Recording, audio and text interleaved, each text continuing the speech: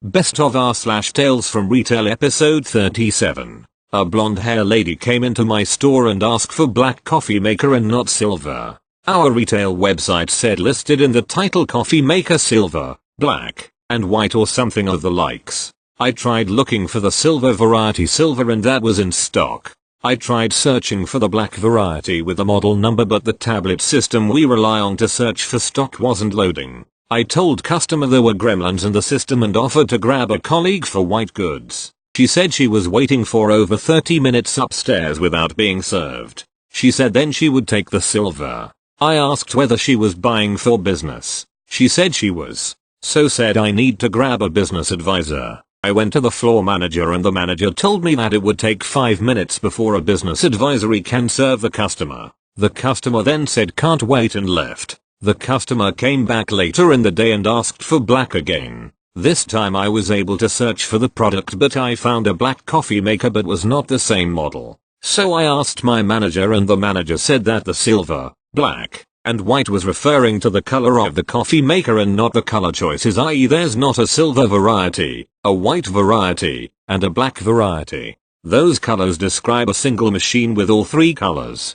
I went upstairs to grab the product. When upstairs I double checked with a colleague to make sure we don't have black. He confirmed it wasn't. I arrived with the product and remembered she wanted a business advisor. I went to our business advisor to check if he was free. He was. So I offered to take her to our business advisor but she was hesitant thinking this would take a long time. She asked for an ordinary receipt. I processed the sale as normal and when I handed the receipt to her, she was looking for a tax. I turned to my manager and the manager said that there was a tax number at the bottom. I don't remember exactly what was said but she commented that I should be trained better. Thank you. Next. I was reading a post on Reddit and was reminded of this anecdote when I worked for a big box retail store. We had blackout days around the holidays where unless you were literally hospitalized, if you didn't show up to work you were written up twice and at risk of losing your job. I unfortunately came down with a virus or the flu mid-season and was throwing up constantly. I tried to call in when I was threatened with the above action so I dragged myself into work and set up a stool and trash can next to me. I would have to stop mid-interaction with customers to vomit into said trash can, and this went on for a few hours before one of my newer managers approached me. What are you doing? Me. Trying to tough it out until closing. Well, can you please stop throwing up? I'm getting customer complaints and it's making them uncomfortable. Me. I'll get right on that. I was so blown away all I could do is just sit there in shock. I ended up calling my general manager and had the assistant repeat what he just asked me and my GM was like, what the fuck is wrong with you? Send her home. My shift manager argued he had no one to cover and my GM made him cover my shift so I could leave. I don't miss retail. Thank you. Next. Okay, so, in my previous posts I have mentioned how I worked in a vape shop. It should be known I have since moved to a new company, still doing the same job however. Usual malarkey about phone etc, so sorry for formatting or spelling. So this just happened the other day and I'm still both angry and laughing about it at the same time. This man comes into the shop with his obviously underage daughter, we use challenge 25, and asks to buy our product. I'm like sure, since lots of parents bring their kids in whilst buying for themselves.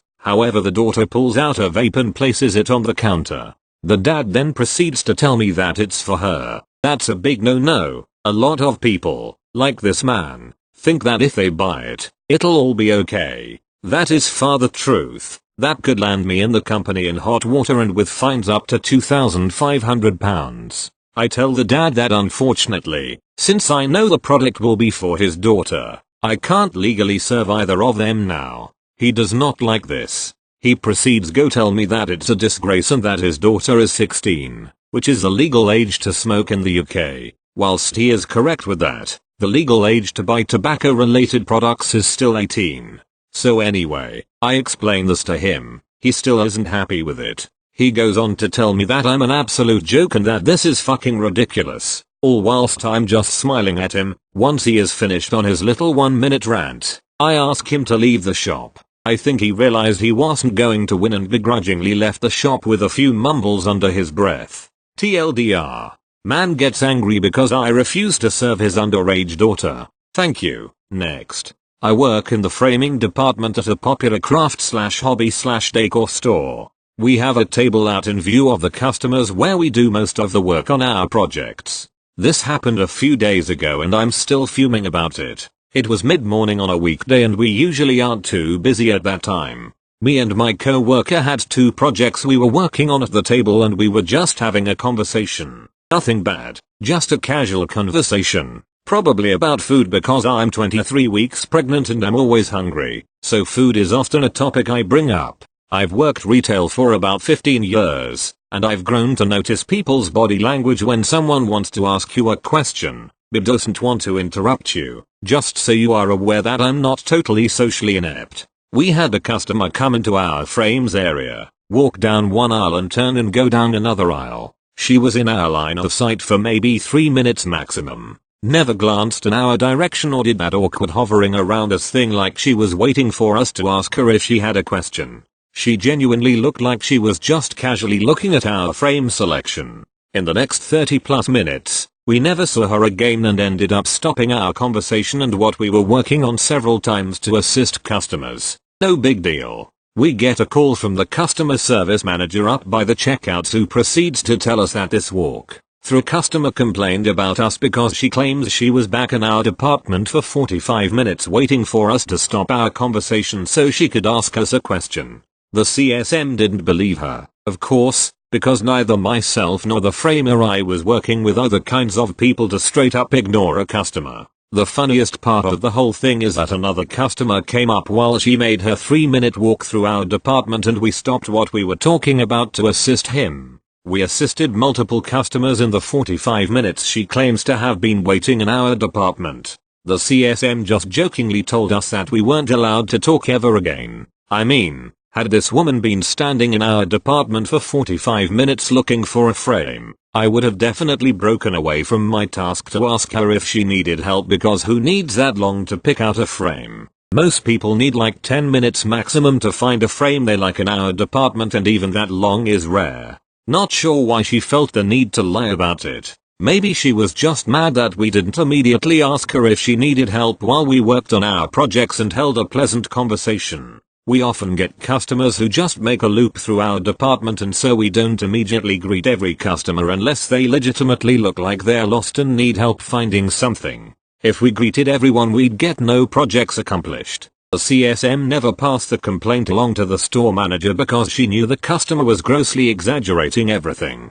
She offered to pass her question along to our department and get us to answer, but the lady claimed that she was going to go to large box store down the street because she knew they would have what she needed and they wouldn't be standing around talking. She must think they're robots that don't converse with their co-workers. TLDR. Customer walked briefly through my department while I was working on projects and conversing. Work appropriate conversation with my co-worker. Didn't pause or approach us as if she had a question. Didn't even look our direction. Lied to a manager that she was back there for 45 minutes waiting for us to stop talking so she could ask a question. In that 45 minutes she claims to have been in our department we helped multiple customers. Might have even carried a picture up front for them as well. And she had only been in our department for less than 5 minutes. Manager knew the customer was over exaggerating and joked about it with us. We weren't just standing around talking. We both got at least 2 projects each finished and assisted a few customers in the time she claims to have been back there. Thank you. Next. First time poster, long time lurker. Posting from mobile. The usual. TL. Doctor at the bottom. C. Customer. Wow. Super obvious. So I used to work at the customer service desk at one of the big hardware stores that has a garden center and of course we get all types. It's important to note that item numbers on receipts and in the system do not match SKUs on product, probably to detract from theft. Typing in the SKU will not pull up the item either, as a sale or as a return. Only item numbers work. On with the story. C enters from the exit with a flat cart from the garden side. On it he has 8 small trees and 2 pear trees, all with tags and pots as though they came straight from the garden center. I've worked retail long enough that I really don't give any fucks. C hands me a receipt for 8 small trees and 2 pear trees and says he wants to return them. Time and date on the receipt are for that day, maybe 15 minutes prior to his appearance at my register. I process the usual way by scanning the barcodes, but one of the pear trees on the receipt is different than the pear trees he has brought in. I tell him this and he insists that he bought them here and I need to return them. I tell him, look, it doesn't match. I can't return that one. He asks how to tell the item number from the receipt and the SKU on the tag. I say you can't, but how many pear trees did you buy? He says just these two. Then he says fine. Can I leave the tree here since I can't return it? I'm thinking how obvious it is that he picked up a receipt in the parking lot, grabbed a bunch of stuff from garden and is now trying to get cash. I see similar crap all the time. Sadly, because of policy, I had to do the return and told him since it was technically his tree, even though I knew it wasn't but couldn't prove it, I couldn't keep it, he would have to take it. I did make a report to GC and loss prevention though.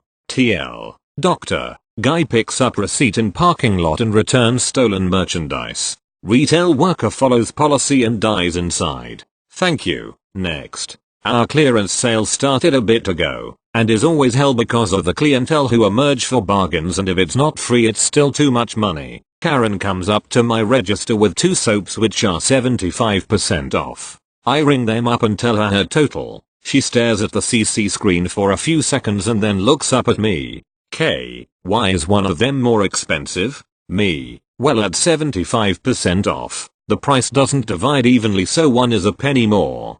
K, see, this is why I hate this store. You always have some kind of story for how you have to take more of our money. So I pulled out a calculator and turned it to face her. Me, the original price is $6.50. Divided by 4 is 1,625. That 005 times 2, it's equal to 0.1, which is a penny. So you have 2 soaps priced 1,625, and since hundredths of pennies are not legal currency, it displays as an extra penny. K, that's just ridiculous that this company can't just absorb that. Surely they can afford it. What happens if you ring them up separately? Me, one alone is $1.62. K, great. So ring them up separately. You're not gonna be stealing my money today. I'm 5 hours deep into my shift and was 98% done and now 100. Me, I can do that, but you'll end up paying sales tax twice.